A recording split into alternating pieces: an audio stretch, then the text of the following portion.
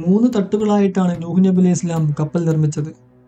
ആദ്യത്തെ തട്ടിൽ മനുഷ്യർക്ക് ആവശ്യമായ ആഹാരങ്ങളും ഉപകരണ വസ്തുക്കളും സൂക്ഷിച്ചു വെച്ചിരുന്നു. രണ്ടാമത്തെ തട്ട് അത് മനുഷ്യർക്കും, മൂന്നാം തട്ട് അത് മൃഗങ്ങൾക്കും വേണ്ടിയുള്ളതായിരുന്നു. 19 മാസത്തെ കഷ്ടപ്പാടിനും പരിഹാസങ്ങൾക്കും ശേഷം നൂഹ് നബി അലൈഹി ഇസ്ലാമും സംഘവും കപ്പൽ നിർമ്മാണം പൂർത്തിയാക്കി. കപ്പൽ നിർമ്മാണം പൂർത്തിയായതും മരുഭൂമിയിൽ ആകാശം മീതെ മുട്ടി നിൽക്കുന്ന കപ്പൽ കണ്ട് ജനങ്ങൾ പരിഹസിച്ചുകൊണ്ട് ചോദിച്ചു, അല്ല നൂഹേ, എപ്പോഴാണ് നീ കപ്പൽ വെള്ളത്തിലിറക്കുക? നിനക്ക് ഭ്രാന്ത് തന്നെ. അല്ലാതെ ആരെങ്കിലും മരുഭൂമിയിൽ കപ്പൽ നിർമ്മിക്കുവോ? ജനങ്ങളുടെ പരിഹാസം സഹിക്കവയ്യാതെ നൂഹ് നബി അലൈഹി ഇസ്ലാം പ്രാർത്ഥിച്ചുകൊണ്ട് അള്ളാഹുവിനോട് ചോദിച്ചു, അല്ലാഹുവേ, കപ്പൽ എപ്പോഴാണ് വെള്ളത്തിലിറക്കുക? അള്ളാഹുവിൽ നിന്നും ഇങ്ങനെ മറുപടി ഉണ്ടായി, അടുപ്പിൽ നിന്നും വെള്ളം പൊട്ടി ഒഴുകിക്കഴിഞ്ഞാൽ നിനക്ക് കപ്പൽ വെള്ളത്തിലിറക്കാവുന്നതാണ്. അള്ളാഹുവിന്റെ ആ മറുപടി നൂഹ് നബി അലൈഹി ഇസ്ലാം വിശ്വാസികളോട് പങ്കുവച്ചു. സത്യവിശ്വാസികൾക്ക് ആ മറുപടി കേട്ട് വളരെ സന്തോഷമായി. കപ്പലിൽ അന്ന് 80 പേരായിരുന്നു ഉണ്ടായിരുന്നത്. അതായത് നൂഹ് നബിയെ വിശ്വസിച്ചവർ വെറും 80 പേർ മാത്രം. എല്ലാ വിശ്വാസികളും ചേർന്ന് കപ്പലിൽ അവശേഷിക്കുന്ന ചെറു പണികൾ ചെയ്തുകൊണ്ടിരിക്കുകയാണ്. അവരുടെ ഒരുക്കങ്ങളെല്ലാം പൂർത്തിയായിക്കൊണ്ടിരിക്കുന്നു. നൂഹ് നബി അലൈഹി ഇസ്ലാമിന്റെ മക്കളായ സാം, ഹാം, യാഫിസ് എന്നിവർ ചേർന്ന് ഭക്ഷണത്തിനാവശ്യമായ റൊട്ടികൾ ചുട്ടുകൊണ്ടിരിക്കുകയാണ്. അന്ന് എല്ലാവരും ചേർന്ന് വളരെ ധൃതി കൂട്ടുകയാണ്. കാരണം എല്ലാവരുടെയും മനസ്സിൽ ശിക്ഷ വരാൻ പോകുന്നു എന്ന തോന്നൽ വന്നു. ഒരുക്കങ്ങളുടെ ഇടയിൽ നൂഹ് നബി അലൈഹി ഇസ്ലാമിന്റെ മക്കൾ അടുപ്പിൽ നിന്നും റൊട്ടി ചുട്ടുകൊണ്ടിരിക്കെ അള്ളാഹുവിന്റെ കൽപ്പന പോലെ അത് സംഭവിച്ചു.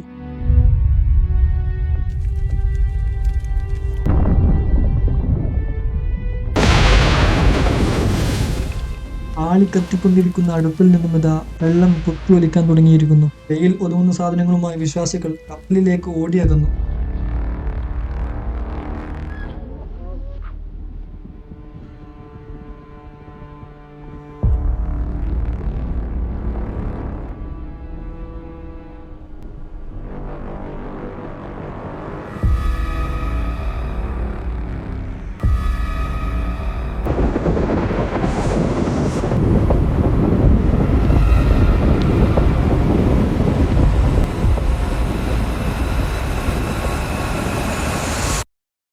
സമയമായി. ഒടുവിൽ അള്ളാഹുവിന്റെ ശിക്ഷ വരാൻ പോകുന്നു. ആകാശമെല്ലാം കാർമേഘങ്ങളാൽ മൂടപ്പെട്ടിരിക്കുന്നു. ശക്തമായ കാറ്റ് വീശാൻ തുടങ്ങിയിരിക്കുന്നു. എങ്ങും പേടിപ്പെടുത്തുന്ന അന്തരീക്ഷം. ശക്തമായ ഇടിയും മിന്നലും കൂടാതെ മഴ വർഷിക്കാനും തുടങ്ങിയിരിക്കുന്നു.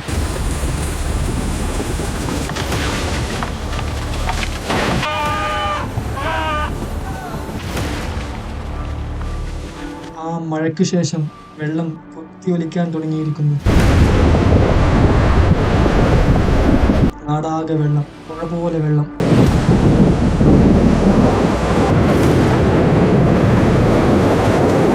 നൂഹ് നബി അലൈഹി ഇസ്ലാമും വിശ്വാസികളുമെല്ലാം കപ്പലിലേക്ക് ഓടിയകന്നു. ഈ സമയം കപ്പലിൽ കയറാതെ നൂഹ് നബി അലൈഹി ഇസ്ലാമിന്റെ മകൻ കപ്പലിന് പുറത്ത് നിൽക്കുകയായിരുന്നു. നൂഹ് നബി അലൈഹി ഇസ്ലാം മകനായ കനാനെ വിളിച്ചുകൊണ്ട് പറഞ്ഞു, മോനെ വാ, വന്ന് ഞങ്ങളുടെ കൂടെ ഈ കപ്പലിൽ കയറിക്കൊള്ളൂ. വേണ്ട, ഞാൻ കയറുകയില്ല. മോനെ, ഇത് അള്ളാഹുവിന്റെ ശിക്ഷയാണ്. ഇത് മഹാപ്രളയമാണ്. കപ്പലിൽ കയറിയവർക്ക് മാത്രമാണ് രക്ഷയുണ്ടാവുക. ഇല്ല, ഞാൻ കയറില്ല. വെള്ളപ്പൊക്കം എനിക്കൊരു പ്രശ്നമേ അല്ല. ഞാൻ ആ കാണുന്ന മലയിൽ കയറി രക്ഷപ്പെടും.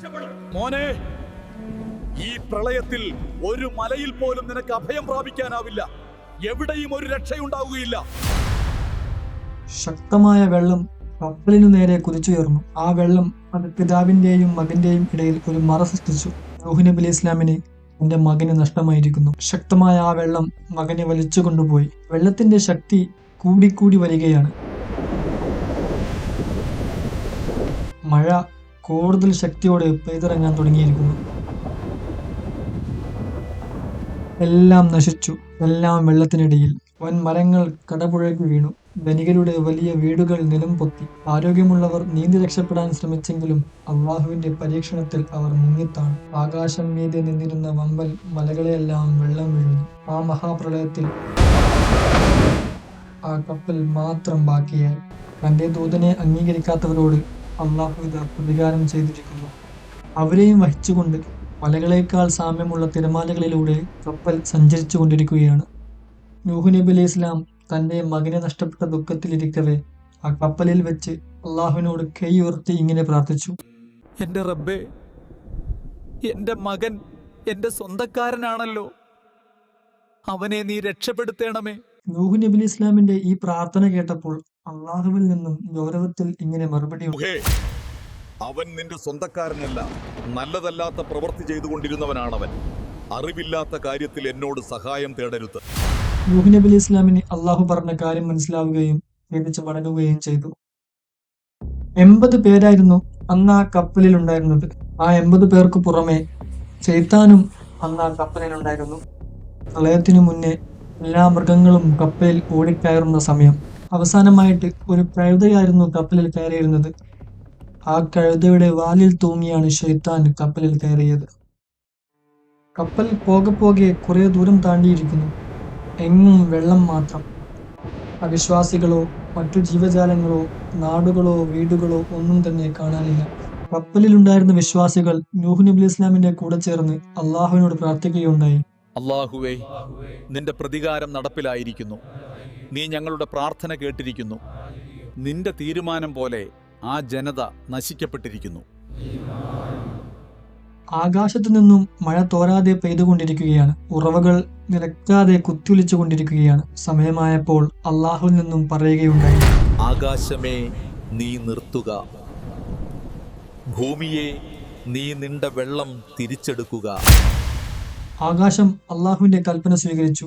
വെള്ളം വറ്റിത്തുടങ്ങിയിരിക്കുന്നു. വെള്ളത്തിന്റെ അളവ് കുറയുമ്പോൾ പർവ്വതങ്ങളുടെ നിരകൾ കാണാൻ സാധിക്കുമായിരുന്നു. വെള്ളം വറ്റിക്കൊണ്ടിരിക്കെ നൂഹ് നബി അലൈഹി ഇസ്ലാമും വിശ്വാസികളും സഞ്ചരിച്ചിരുന്ന ആ കപ്പൽ ജൂദി പർവ്വതത്തിൽ കൊണ്ട് നിലംപതിച്ചു. അവിടെ ആ കപ്പൽ ആണി പോലെ ഉറച്ചു നിന്നു. കാരണം വെള്ളം വറ്റിത്തീരാൻ ഇനിയും ഒരുപാട് കാലമെടുക്കും. ദിവസങ്ങൾ ഒരുപാട് കടന്നുപോയി. പുറത്തിറങ്ങാൻ അവർ അള്ളാഹുവിന്റെ അനുമതിക്കായി കാത്തിരിക്കുകയാണ്. അള്ളാഹുവിന്റെ അനുമതി കിട്ടാതെ പുറത്തിറങ്ങാൻ പറ്റില്ലല്ലോ. നൂഹ് നബി അലൈഹി ഇസ്ലാം കപ്പലിന്റെ വാതിൽ മെല്ലെ തുറന്നു. എന്നിട്ട് പുറത്തേക്ക് നോക്കി. കാർമേഘങ്ങൾ മറഞ്ഞിരിക്കുന്നു. സൂര്യപ്രകാശത്താൽ പർവ്വതങ്ങൾ കാണാം. വെള്ളം താഴ്ന്നു താഴ്ന്നു വരികയാണ്. ഭൂമിയുടെ അപ്പോഴത്തെ അവസ്ഥ അറിയാൻ വേണ്ടി നൂഹ് നബി അലൈഹി ഇസ്ലാം ഒരു കാക്കയെ അയച്ചു. കാക്ക പറന്നകന്നു. കാക്ക പറക്കുന്ന ഓരോ സ്ഥലങ്ങളിലും മനുഷ്യ ശവങ്ങളാൽ മൂടപ്പെട്ടിരിക്കുന്നു. കാക്ക മണ്ണിലിറങ്ങി ശവങ്ങൾ കൊത്തിവലിച്ച് ഭക്ഷിച്ച് അവിടെ തന്നെ നിന്നു. നൂഹ് നബി അലൈഹി ഇസ്ലാം കാക്കയുടെ വരവിനായി കപ്പലിൽ കാത്തിരിക്കുകയാണ്. കാക്കയുടെ മടങ്ങി വരവ് കാണാതായപ്പോൾ കാക്കയ്ക്കു പകരം നൂഹ് നബി അലൈഹി ഇസ്ലാം ഒരു പ്രാവിനെ അയച്ചു. പ്രാവ് ഉടൻ തന്നെ മടങ്ങിയെത്തിയ പ്രാവിന്റെ ചുണ്ടിൽ നിന്നും നൂഹ് നബിക്ക് സൈത്തൂൽ എന്ന മരത്തിന്റെ ഇല കിട്ടി. പ്രാവിന്റെ കാലിൽ മണ്ണ് പറ്റിപ്പിടിച്ചിരുന്നു. അതിനാൽ വെള്ളം വറ്റിയിരിക്കുന്നു എന്ന് നബിക്ക് ബോധ്യമായി. ഉടനെ അള്ളാഹുവിൽ നിന്നും കൽപ്പനയുണ്ടായി: അല്ലയോ നൂഹ്, നിനക്ക് ഭൂമിയിൽ ഇറങ്ങാൻ സമയമായിരിക്കുന്നു. സലാം. നിനക്കും നിന്റെ കൂടെയുള്ള വിശ്വാസികൾക്കും സലാം. അള്ളാഹുവിന്റെ കൽപ്പനയ്ക്ക് ശേഷം നൂഹ് നബി അലൈഹി ഇസ്ലാമും വിശ്വാസികളും കപ്പലിന്റെ വാതിൽ തുറന്ന് പുറത്തേക്കിറങ്ങി. നബിയുടെ കൂടെ വിശ്വാസികളും ഭൂമിയിലേക്ക് ഇറങ്ങാൻ പോവുകയാണ്. വിശ്വാസികൾ ഭൂമിയുടെ അവസ്ഥ കണ്ട് അത്ഭുതപ്പെട്ടു. പിറന്ന നാടില്ല, താമസിച്ച വീടുകളോ തിരക്കേറിയ പട്ടണങ്ങളോ കൂടെയുണ്ടായിരുന്ന ബന്ധുക്കളോ സുഹൃത്തുക്കളോ ആരും തന്നെ ജീവനോടെയില്ല. എങ്ങും ശൂന്യത മാത്രം. എല്ലാം വെറും ഓർമ്മകൾ മാത്രമായിരിക്കുന്നു. അവിശ്വാസികളുടെ പരിഹാസവും ശൗര്യവുമെല്ലാം വെറും കടംകഥകളായി മാറിയിരിക്കുന്നു. അവർ ആരാധിച്ചു പോന്നിരുന്ന വിഗ്രഹങ്ങളും ബിംബങ്ങളുമെല്ലാം മണ്ണിലടിയിലായി. അങ്ങനെ ആ ഭൂമി ആ 80 പേരടങ്ങുന്ന വിശ്വാസികളുടേത് മാത്രമായി. ഇനിയെല്ലാം അവർ ഒന്നിൽ നിന്നും തുടങ്ങണമായിരുന്നു. കാലങ്ങൾ പതിയെ കടന്നുപോയിക്കൊണ്ടിരിക്കുകയാണ്. അവർ ചില മരത്തടികളും മറ്റു വസ്തുക്കളും ശേഖരിച്ചു കൂട്ടുകയും ആ കപ്പലിന്റെ അടുത്ത് ഒരു ഗ്രാമം പണിതുയർത്തുകയും ചെയ്തു. 80 പേരടങ്ങുന്ന ആ ഗ്രാമത്തിന് സമനൂൻ 80 എന്നവർ പേരിട്ട് വിളിച്ചു. 150 ദിവസമായിരുന്നു അവർ കപ്പലിൽ കഴിഞ്ഞിരുന്നത്. ജൂദി പർവ്വതത്തിൽ കഴിഞ്ഞിരുന്നത് 1 മാസവും.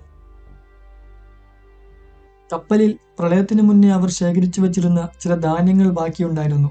നൂഹ് നബി അലൈഹി ഇസ്ലാം കപ്പലിലെ ആ ധാന്യങ്ങൾ ശേഖരിക്കുകയും എല്ലാവരും ചേർന്ന് ഒരു സ്ഥലം കണ്ടെത്തി അവിടെ കൃഷി ചെയ്യുകയും ചെയ്തു. ധാന്യങ്ങൾക്ക് പുറമെ ചില വളർത്തുമൃഗങ്ങളും ഉണ്ടായിരുന്നു ആ കപ്പലിൽ. ആ മൃഗങ്ങളെ അവർ മാറ്റി താമസിപ്പിക്കുകയും അവർ പെറ്റുപെരുകുകയും ചെയ്തു. അള്ളാഹുവിന്റെ അനുഗ്രഹത്തോടെ പുതിയ വീടിനുള്ളിൽ, പുതിയ നാട്ടിൽ അവരുടെ പുതിയ ജീവിതം മെല്ലെ മെല്ലെ പച്ച പിടിച്ചു വരികയാണ്. ആ മഹാപ്രളയത്തിനു ശേഷം, ബഹുദൈവ വിശ്വാസികൾക്കുള്ള അള്ളാഹുവിന്റെ മറുപടിക്ക് ശേഷം, പുതിയ ഗ്രാമത്തിൽ താമസമാക്കിയ നൂഹ് നബി അലൈഹി ഇസ്ലാമും ആ 80 പേരും അടങ്ങുന്ന മനുഷ്യരിൽ നിന്നാണ് ഇന്ന് ഈ കാണുന്ന പല ഭാഷകളിലുള്ള, പല ജീവിത ശൈലികളിലുള്ള, പല രൂപത്തിലുള്ള, പല ഭാവത്തിലുള്ള ലോക ജനത ഉണ്ടായിത്തീർന്നത്.